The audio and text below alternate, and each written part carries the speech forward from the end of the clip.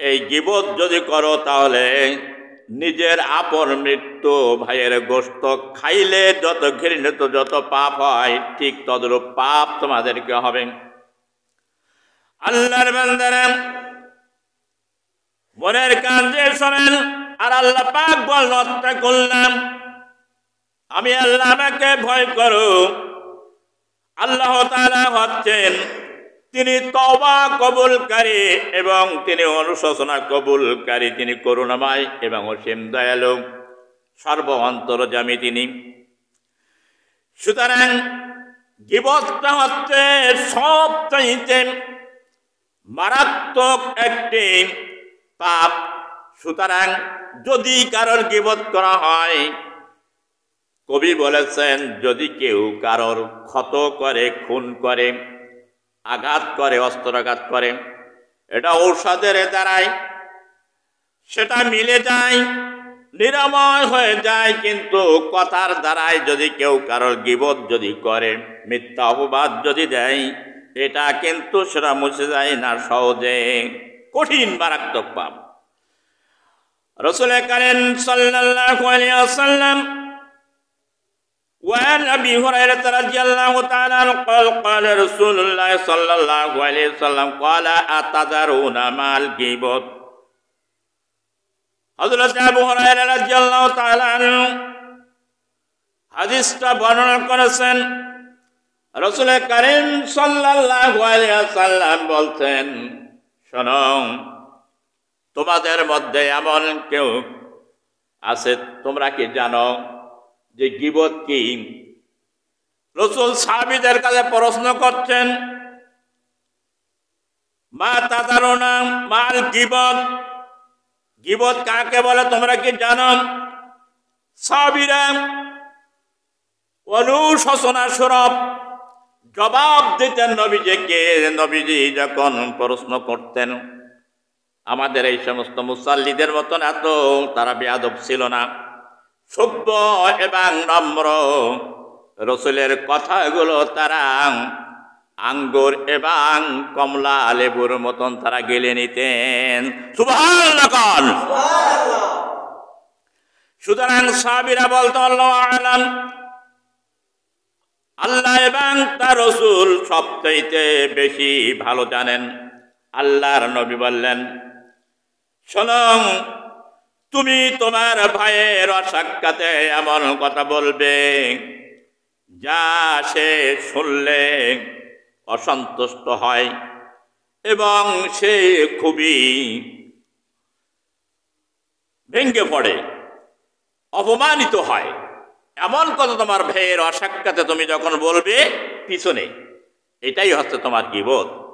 সাহাবী প্রশ্ন করলেন, ইয়া রাসূলুল্লাহ, ইয়া হাবিবাল্লাহ, যদি সেই দোষ আমার ভাইয়ের মধ্যে যদি থাকে তাহলে আমার কি কোনো পাপ হবে? আল্লাহর নবী বললেন, ওই দোষ যদি তোমার ভাইয়ের মধ্যে থাকে তাহলে তুমি তাকে হেয় প্রতিপন্ন করলে, অপমান করলে, অপদস্থ করলে। আর যদি সেই দোষ তার মধ্যে যদি না থাকে তাহলে তুমি তাকে অপবাদ দিলে।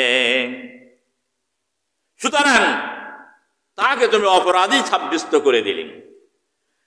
উভয় অবস্থায় গীবত করা যাবে না, তবে কারোর সংশোধন করার উদ্দেশ্যে গোপনে তার কাছে যেতে হবে এবং তার ঊর্ধ্বতন কর্মকর্তা যে থাকবে তার কাছে যে তার সংশোধনের চেষ্টা করতে হবে ভুল ত্রুটি থাকলে। কিন্তু তুমি পিছনে গীবত করে বেড়াবে না।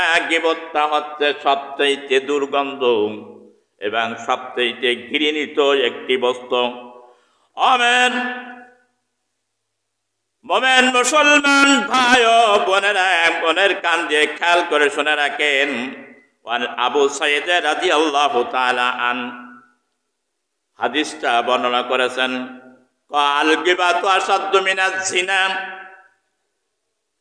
হাদিসটা বর্ণনা করা হয়েছে বাইহাকি শরীফে। গীবতটা হলো জিনার চেয়ে সবচাইতে শক্ত পাপ। শুনতে যেন কেমন একটা লাগলো। জেনাত ব্যভিচারিত এমন একটা ঘৃণিত কাজ যেখানে রহমতের ফেরেশতা থাকে না, আল্লাহর গজবের ফেরেশতা এসে নাজিল হয়। এই জেনার চেয়ে গীবত এত খারাপ হলো কেন? আল্লাহর নবীর কাছে প্রশ্ন করলেন। আল্লাহর নবী বললেন, শোনো, যদি কোনো ব্যক্তি জেনা যদি করে, জেনা করার পরে ওই ব্যক্তি আল্লাহর কাছে অনুশোচনা করলো যে আল্লাহ, নফসের কুমন্ত্রণায় পড়ে, শয়তানের কুমন্ত্রণায় পড়ে আমি জেনা করে ফেলেছি, জীবনে আর জেনা করব না, জেনার শাস্তি খুবই কঠিন, আজকে বর্ণনা করব না। সুতরাং আজ যদি সে কোনোদিন জিনা না করে, আল্লাহ সুবহানাহু ওয়া তাআলা তাকে মাফ করে দিবেন। কোন সুবহানাল্লাহ। আর যদি কোনো ব্যক্তি গীবত যদি করে, ও যদি 70 বার তওবা যদি করে যে আল্লাহ আমি গীবত করেছি, মাফ করে দাও, তার মাফ হবে না। ওই যে ব্যক্তির গীবত করা হয়েছে তার কাছে মাফ চেতে হবে, আল্লাহ তাআলা কোনোদিন ক্ষমা করবে না।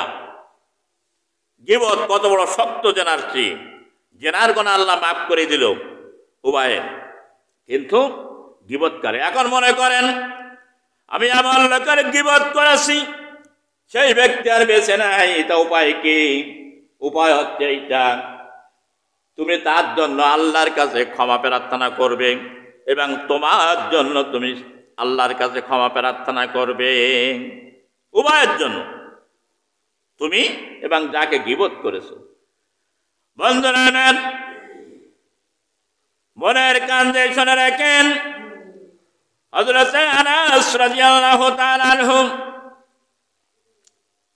হাদিসটা বর্ণনা করেছেন যে এমন জঘন্য গুনাহ, এই গুনাহ নিয়ে যদি কেউ কবরে যায় তার কবরের শাস্তি হবে খুব কঠিন। আল্লাহ জান্নাত তো দূরের কথা। ওয়াল হুযায়ফা রাদিয়াল্লাহু তাআলা قال قال رسول الله صلى الله عليه وسلم لا يدخل الجنة, ওই ব্যক্তি কোনদিন জান্নাতে যেতে পারবে না। গীবতটা এমন ভয়ঙ্কর, এমন একটা ভয়ঙ্কর একটা অপরাধ। আল্লাহ তাআলা কোরআন শরীফের সূরা হুজুরাতের 12 নম্বর আয়াতে বলে দিয়েছেন। রাসূল কারীম সাল্লাল্লাহু আলাইহি ওয়াসাল্লাম অসংখ্য হাদিস আছে। 2 নম্বরে বললাম চরিত্র সংশোধনের জন্য গীবত থেকে ফিরে থাকতে হবে। গীবত করাও যাবে না, গীবত শোনাও যাবে না। 3 নম্বর চরিত্র সংশোধনের উপায় হচ্ছে চুগলখড়ি থেকে দূরে থাকতে হবে। চুগলখড় হলো এটা একটা ভয়ঙ্কর অপরাধ। ওয়াল হুযায়ফা রাদিয়াল্লাহু তাআলা আনহু قال رسول الله صلى الله عليه وسلم لا يدخل الجنة نمام। বুখারী এবং মুসলিম শরীফের হাদিস। হযরত হুযায়ফা রাদিয়াল্লাহু তাআলা আনহু হাদিসটা বর্ণনা করেছেন। হযরত হুযায়ফা সবচাইতে ভবিষ্যৎবাণীর হাদিসগুলো বেশি বেশি তিনি মুখস্থ করতেন। একজন জলিল কদর সাহাবী তিনি ছিলেন। বলল, চুগলখড় কোনদিন আল্লাহর জান্নাতে প্রবেশ করবে না। নাউজুবিল্লাহ করবেন না। বুখারী এবং মুসলিমের হাদিস যখন বলা হয়, বোঝেন তো আপনারা? মানে হাদিসের মধ্যে যত সহিহ আছে মুত্তাফাকুন আলাইহি বলা হয়, বুখারী এবং মুসলিম শরীফ এরা সহিহ হাদিস। তাহলে একটা সুন্নতের গুরুত্ব বেশি না চুগলখড়ির থেকে ফিরে থাকা বেশি গুরুত্ব কোনটা?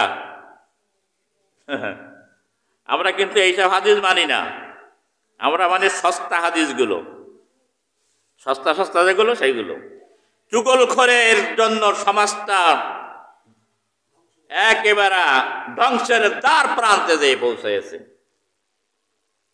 চুগলখড়ি করার দ্বারাই স্বামী স্ত্রীর ভিতরে দ্বন্দ্ব, চুগলখড়ির দ্বারা ভাই ভাইয়ের ভিতরে দ্বন্দ্ব, চুগলখড়ির দ্বারাই গোত্র আর গোত্রের ভিতরে দ্বন্দ্ব, চুগলখড়ির দ্বারা সাম্প্রদায়িক দাঙ্গা, এই সমস্ত বিভিন্ন চুগলখোরের দ্বারা একজন আরেকজনের সঙ্গে বন্ধুত্ব, ভ্রাতৃত্ব, ভালোবাসা নষ্ট হয়ে যায়।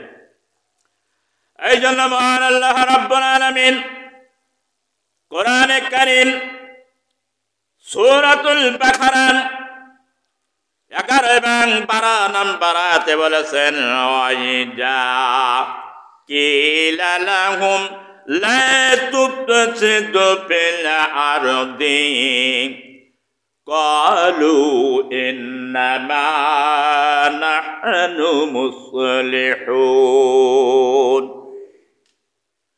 যখন তাদেরকে বলা হয় তোমরা চুগলখড়ি করো না, কারণ এটা ফিতনা ফাসাদ সৃষ্টি হয় চুগলখড়ির দ্বারাই, আর তোমরা মানুষের ভিতরে ভ্রাতৃত্ব নষ্ট করো না। আল্লাহ ভালোবাসা তৈরি করে দিতে বলেছেন। একজন অপরের সঙ্গে যদি দ্বন্দ্ব ফাসাদ থাকে তাহলে তাকে মিটাইয়ে দাও, ইসলাহ করে দাও, সংশোধন করে দাও, কিন্তু তাদের ভিতরে আগুন জ্বালিয়ে দিও না। তোমরা এই সমস্ত ফাসাদ সৃষ্টি করো না। ফাসাদ একটা জঘন্য অপরাধ। তখন ওই চুগলখড়েরা বলে আমরা তো চুগলখড়ি করি না, সাম্প্রদায়িক দাঙ্গা তো বাঁধাই না, ফিতনা তো ফাসাদ সৃষ্টি করি না, আমরা তো ইসলাহ করার জন্য চেষ্টা করি, অশান্তি সৃষ্টি করি না। এরা এই কথা বলে। আমার আল্লাহ রাব্বুল আলামিন বলছেন, আলা ইন্নাহুম হুমুল মুফসিদুনা ওয়ালাকিন লা ইয়াশউরুন। এরপরে আয়াতটা বলছেন, ওরা যে চুগলখড়ি করে কিন্তু ওরা তা বোঝে না, ওরা তা জানে না। এটা তার চুগলখড়ি করা লাগবে, এটা তার অন্তরের আত্মার খোরাকি। সুতরাং চুগলখড়ি যারা করে বেড়ায় তাদের শাস্তি কি হবে? আমার নবীজি বলেছেন, শোনেন, চুগলখড়ের জন্য খুব কঠিন শাস্তি হবে। তোমরা পৃথিবীতে যারা অশান্তি যারা করো, এটা হত্যার চেয়ে হলো জঘন্য পাপ। এটা সাম্প্রদায়িক দাঙ্গা সৃষ্টি করে দেওয়া, অশান্তি সৃষ্টি করে দেওয়া। এটা হলো মুনাফিকের একটা নিশানা। মুনাফিকের 4টে নিশানা যার মধ্যে থাকবে ওই ব্যক্তি পুরো মুনাফিক হয়ে মরবে। আর মুনাফিকের শাস্তি হবে জাহান্নামের সর্বনিম্ন স্তরে। এই বর্ণনা এখন করব না, অনেক সময়ের প্রয়োজন। তো এদেরকে বলা হয় চুগলখড়দের, মুনাফিকের অন্তর্ভুক্ত। চুগলখড়দের শাস্তি কি শুনে না কেন?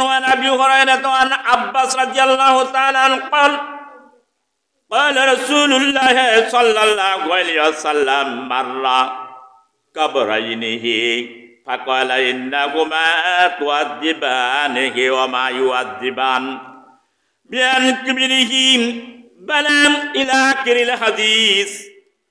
অর্থাৎ বুখারী শরীফে বর্ণনা করা হয়েছে এই হাদিসটা সহিহ শুদ্ধ হাদিস। আল্লাহর নবী রাস্তা দিয়ে হেঁটে যাচ্ছেন, কবরস্থানের পাশে যেয়ে দেখলেন 2টি কবরে খুবই ভয়ঙ্কর আযাব হচ্ছে। সাহাবীদেরকে বললেন, ওগো সাহাবীরা, এই 2টা কবরে ভয়ঙ্কর আযাব হচ্ছে, একটা গাছের ডাল ভেঙে আনো এবং সেখানে বসাই দাও। বলে কোন কারণে? বলছে তাদের 2টা কারণেই তাদের কবরে ভয়ঙ্কর আযাব হচ্ছে। একটা হলো কবর আইনে, বলে কবর আইনে মানে 2টা কবর। মারলাতা ফাকালা ইন্নাহুমা তুআযিবানি ওয়া মা ইউআযিবানি মিন কিবারিহি। একজন চুগলখড়ি করে বেড়াতো, ওটা হচ্ছে ওর খোরাকি। মাঠে যায় চুগলখড়ি করে, বাজার যায় চুগলখড়ি করে, রাস্তায় হাটে চুগলখড়ি করে, যেখানে যাক না কেন চুগলখড়ি ছাড়া তার খোরাকি নাই। তারা এটা হচ্ছে তার আত্মার খাদ্য, নফসের খাদ্য না করলে বাঁচে না। বলে যেই 2টি কারণে পাপ হচ্ছে তাদের ছাড়া সম্ভব ছিল না, কারণ এটা তাদের অভ্যাসে পরিণত হয়ে গিয়েছিল। 1 নম্বর চুগলখোর, এটা তার অন্তরের খোরাকি। সুতরাং এমন এমন মহিলা আছে দেখবেন, তারা এক জায়গায় বসবেন, মনে যতক্ষণ পর্যন্ত চুগলখড়ি না করতে পারে। এমন এমন পুরুষ আছে এক জায়গায় চুগলখড়ি না করতে পারে, শরীর কিন্তু সুস্থ হয় না। মাঠে যাক, ঘাটে যাক, যেখানেই যাক, সব জায়গায় চুগলখড়ি করে। এটা তাদের ছাড়া সম্ভব ছিল না। তার কারণ ওই করলে ওর শরীরটা কিন্তু সুস্থ হয়ে যায়। ভাইরা আমার, দেখবেন কিছু কিছু মহিলা আছে বগলি, তাদের শরীর সুস্থ হয়, আর না বগলি কিন্তু শরীর অসুস্থ হয়ে যায়। একে মেন দুয়ে পাট, তিনে গোলমাল, চারি হাট। তিনজন মহিলা এক জায়গায় বললে কলকাতার বাজার। কিছু করতে করতে সাপ বাইর করে ফেলাই দেয়, কার কনে কি হয়েছে, কার কোথায় কি হয়েছে সব বলে ফেলায়। আর এমন কতগুলো পুরুষও আছে বাজারে তার দোকানে বললে আর মাঠে ঘাটে গেলে তারাও কিছু করতে করতে সাপ বাইর করে ফেলাই দেয়, কোথায় কি হয়েছে। যদি ওই সময়টুকু আল্লাহ জিকির করত তাহলে দিলটা জিন্দা হতো, আমল নামায় ফেরেশতারা সবসময় নেকি লিখতে থাকতো। তা আল্লাহ বললেন এই গোনা থেকে তাদের ফেরা অসম্ভব ছিল। চুগলখড়ির কারণে তার কবরে ভয়ঙ্কর আযাব হচ্ছে। 2 নম্বরে হচ্ছে ওয়াল বাল ওমা ইউআযিবানিহি ফিল কাবীরিহিল বালাম। পোশাক ফেরে পবিত্রতা অর্জন করত না। এখনো অনেক বুড়া খাটাস আছে, বুড়া খাটাস পোশাক ফেরে নাড়াতে উঠে যায়, কুলুপ ব্যবহার করে না, পানিও খরচ করে না। এমনও ব্যক্তি আছে প্রস্রাব ফেরার পরে পূর্ণ শরীরটা ঝাড়িয়ে বাইর হয়েছে কিনা এটা দেখে না, টোপ টোপ পড়তে থাকে। এই প্রস্রাব যদি গায়ে লাগে আর নাপাক যদি থাকে, এই কারণে কবরের সবচাইতে বেশি কঠিন শাস্তি হবে। চিৎকার মেরে বলেন নাউযুবিল্লাহ।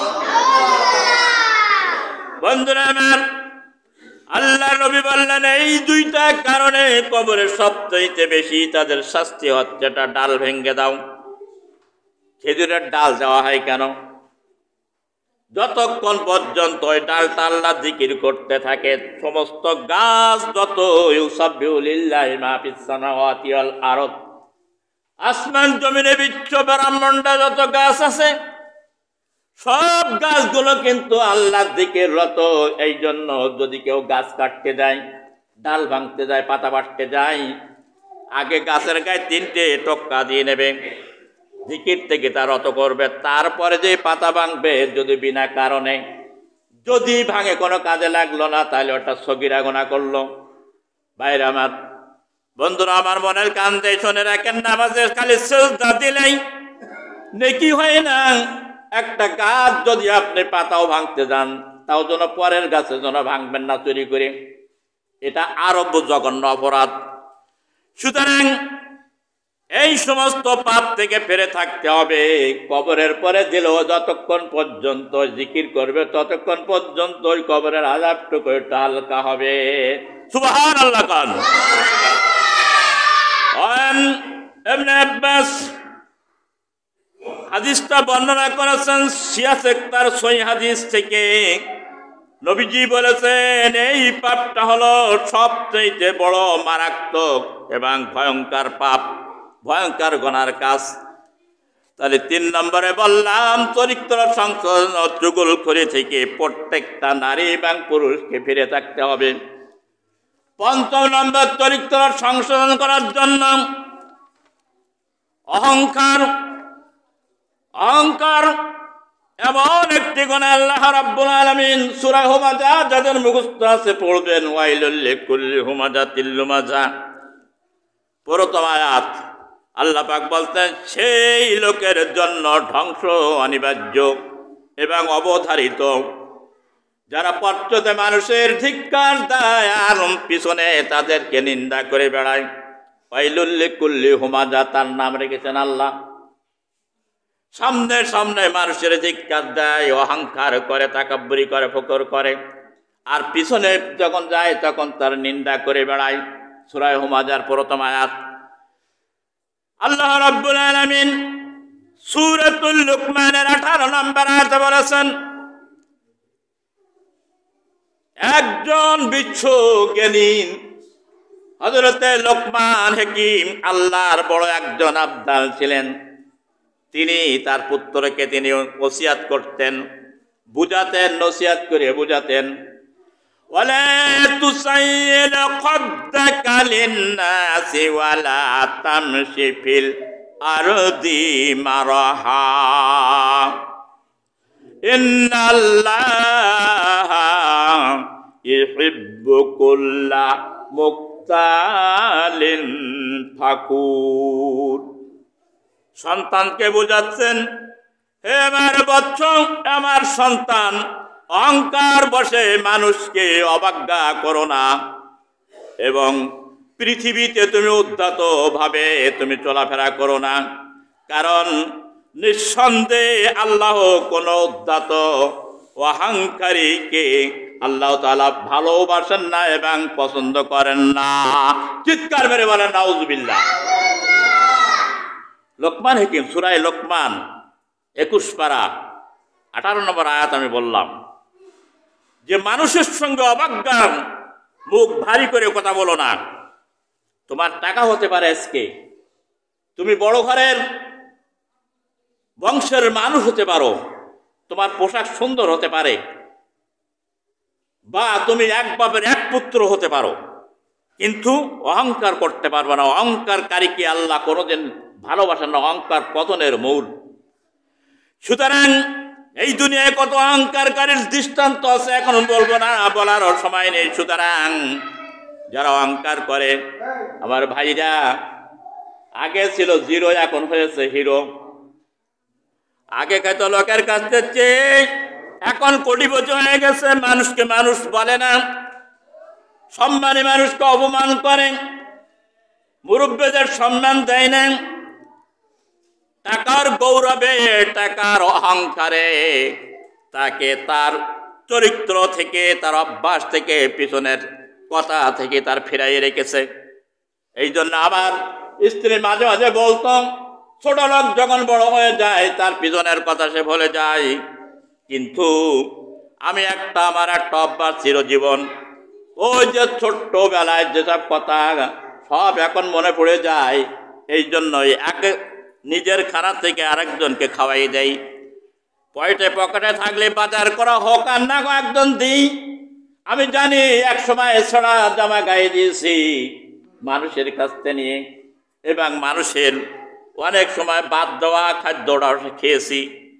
এ কথা আমার মান সম্মানের হানি হবে না। সুতরাং পিছনের কথা যারা মনে রাখতে পারে না, যারা আজকে জিরো থেকে হিরো হয়ে গেছে, এরা হচ্ছে অহংকারী, এদের ধ্বংস হতে সময়ও বেশি লাগবে না। কথা ঠিক কিনা বলেন? আরো জোরে বলেন ঠিক কিনা? পৃথিবীর ভরি ভরি ইতিহাস, আমাদের এলাকার কথা আমি বলবো না, কথা বলেছেন। বাংলাদেশের লক্ষ্য করে দেখেন, অনেক দৃষ্টান্ত আছে, ইতিহাসে অনেক দৃষ্টান্ত আছে। অহংকার পতনে বলতে চায় না।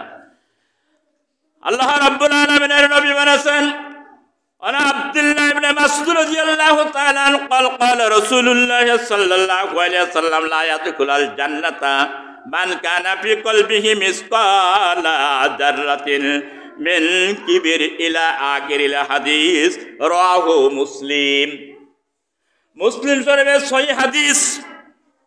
হযরত আবু আব্দুল্লাহ ইবনে মাসউদ রাদিয়াল্লাহু তাআলা আনহু হাদিসটা বর্ণনা করেছেন যে অহংকারী কোনদিন আল্লাহর জান্নাতে প্রবেশ করতে পারবে না। চিৎকার করে বলেন নাউজুবিল্লাহ।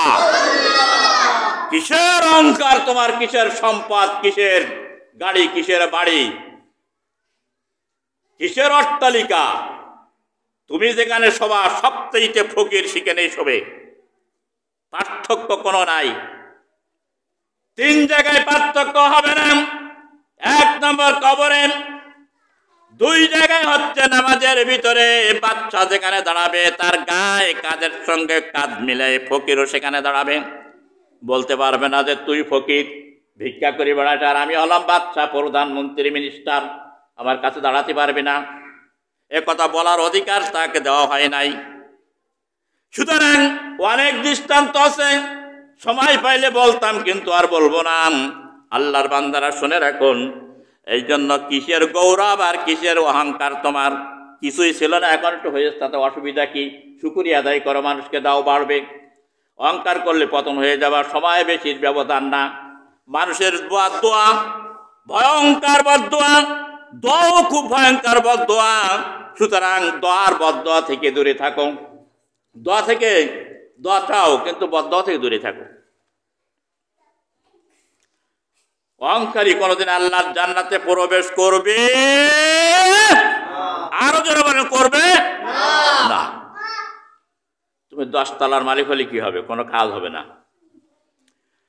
বাইরেন আল্লাহ রাব্বুল আলামিন এর নবী বলেছেন, যার অন্তরে বিন্দু মাত্র এর অহংকার থাকবে, মিসকালা জাররা, জাররা বোঝেন নাই, শস্য পরিমাণ যদি থাকে, তাও আল্লাহর জান্নাতে প্রবেশ করবে না। রাসূল সাল্লাল্লাহু আলাইহি ওয়াসাল্লাম হাদিসটা বর্ণনা করেছেন।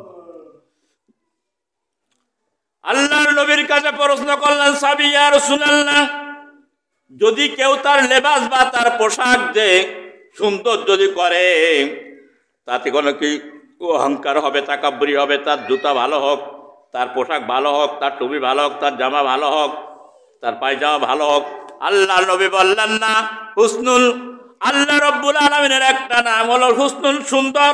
আর তিনি সুন্দর পোশাক পরিচ্ছদকে তিনি পছন্দ করেন, তিনি সুন্দর কথাকে, সুন্দর আচরণকে ভালোবাসেন, এবং তিনি সুন্দর চরিত্রকে, হুসনুল খুলুককে সবচেয়ে বেশি ভালোবাসেন। চিৎকার মেরে বলেন সুবহানাল্লাহ।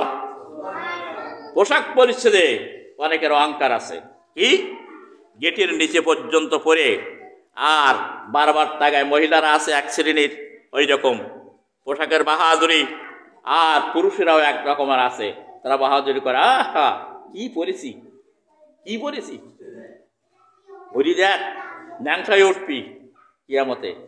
একজন পৃথিবীতে আদম আলাইহিস সালাম থেকে শেষ নবী পর্যন্ত কিয়ামত পর্যন্ত যত মানুষ হয়, একজন মানুষ কিয়ামতের ময়দানে কাপড় পরা থাকবে। আমি ওয়াজ করিলাম না, শুনিলেন? বলেন তো কে?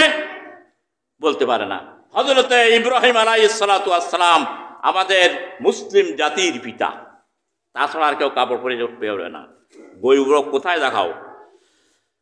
আল্লাহর বান্দারা কানের মনের কান দিয়ে শুনে রাখুন। আনাবি সাইয়্যিদ খুদরি রাদিয়াল্লাহু তাআলা আনহু ক্বালা রাসূলুল্লাহ ক্বালা সামিতু রাসূলুল্লাহ সাল্লাল্লাহু আলাইহি ওয়াসাল্লাম ইয়াকুলু জারাল মুমিনিনা ইলা আনসাবিহি সাবিহি ওয়ালা জুনা আলাইহি ফিমা বাইনাহু ওয়া বাইনাল কাবাইন ইলা আখিরিল হাদিস, রাওয়াহু আবু দাউদ।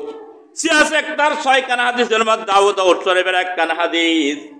আল্লাহর বান্দারা, কেউ যদি তার টাকনোর নিচে যদি কাপড় পরা, টাকনো চেনেন নাই, পায়ের গেঠি, এই পায়ের গিরার নিচে যদি কারোর কাপড় যদি যায়, যদি ঝুলায় যদি পরে, তাহলে ওই ব্যক্তি হলো অহংকারী। কিয়ামতের দিন ওই অঙ্কটা আল্লাহ জাহান্নামে দেবে। আর আল্লাহর নবী বলেন, কিয়ামতের ময়দানে ওই ব্যক্তির দিকে আল্লাহ রাব্বুল আলামিন তার কুদরতের নজরে তাকাবে না। চিৎকার মেরে বলেন নাউজুবিল্লাহ।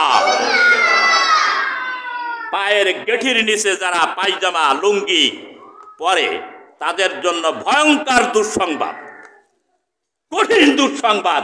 আমরা তো প্রত্যেক জুমায় আমি বলে দেই, নামাজে দাঁড়াবার সময় গাটির উপরে কাপড় পরেন কেন? একদিন বলবো, আর মরার আগ পর্যন্ত মনে থাকবে। আল্লাহ রাব্বুল আলামিন কিয়ামতের ময়দানে ওর যারা টাকনুর নিচে যারা কাপড় ঝুলায় পরে, এমন গন্ধক গলানো তার পোশাক পরে যাবে, আগুনের পোশাক। হাসরের মানুষ টিকতে পারবে না গন্ধের দ্বারা। চিৎকার মেরে বলেন নাউজুবিল্লাহ। বাইরামের অনেক কথা বলতে পারবো না। সুতরাং এই অহংকার থেকে ফিরে থাকতে হবে। আমি 4 নম্বরে বললাম, 5 নম্বর সংক্ষেপে বলে দেই, হিংসা থেকে দূরে থাকতে হবে। তার কারণ হাসাদ, এই সূরা নাস আর ফালাক নাজেল হয়েছিল রসুলকে যখন জাদু করা হয়েছিল। অনেক কাহিনী আছে।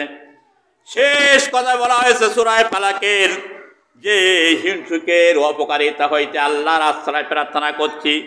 হিংসুক হচ্ছে ভয়ঙ্কর।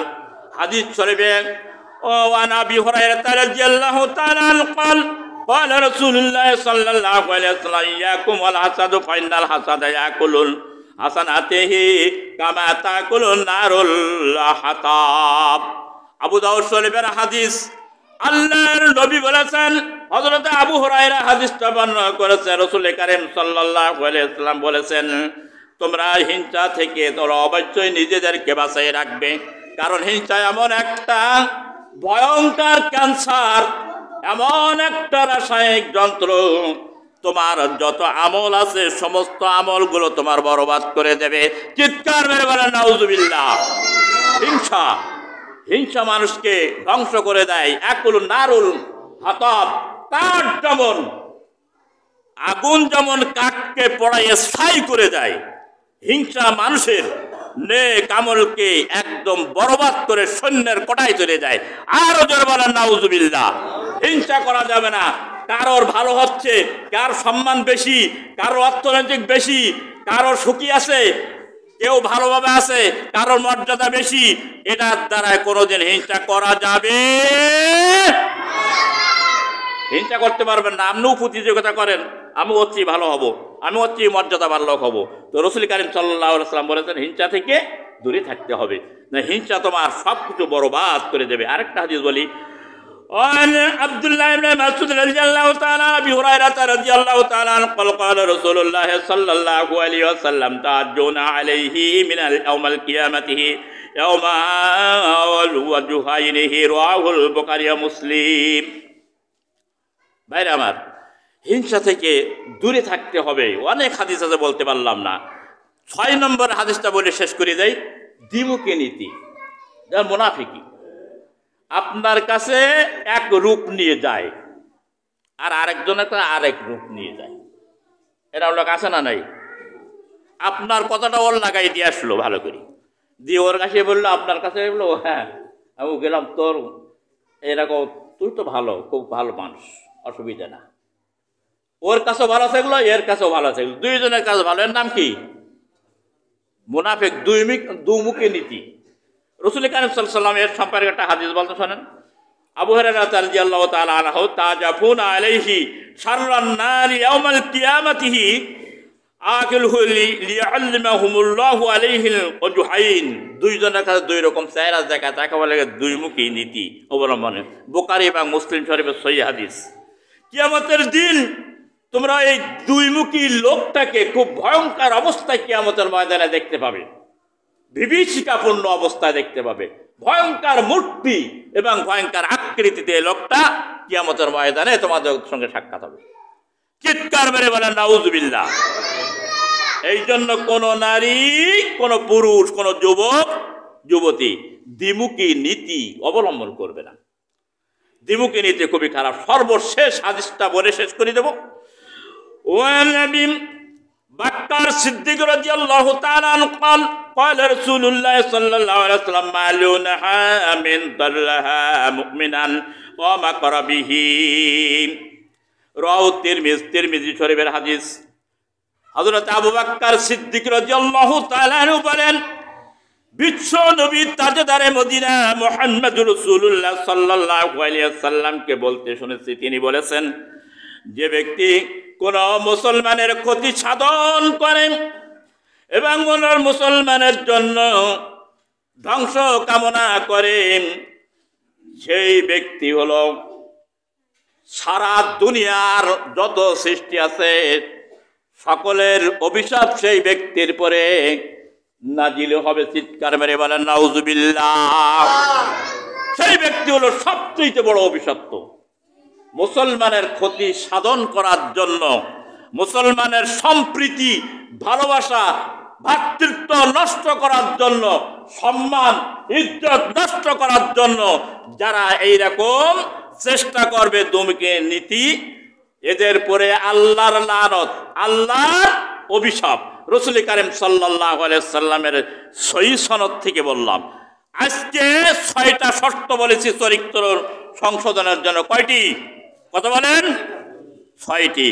যদি এই 6টি শর্ত যদি মেনে চলতে পারেন, তাহলে আপনার চরিত্র হবে এই দুনিয়ায় গোলাপ ফুলের মতন, কস্তুরী আতরের মতন, সুগন্ধি আতরের, বেলি ফুল আতরের মতন কিয়ামতের ময়দানে আপনার এই চরিত্র আমলের পাল্লায় সবচেয়ে বেশি ভারী হবে। আর যদি এই গুণ আপনার মধ্যে না থাকে, আপনি কপাল কেলাই যদি ফেলেন ঠোক দিয়ে দিয়ে, কোনো লাভ হবে?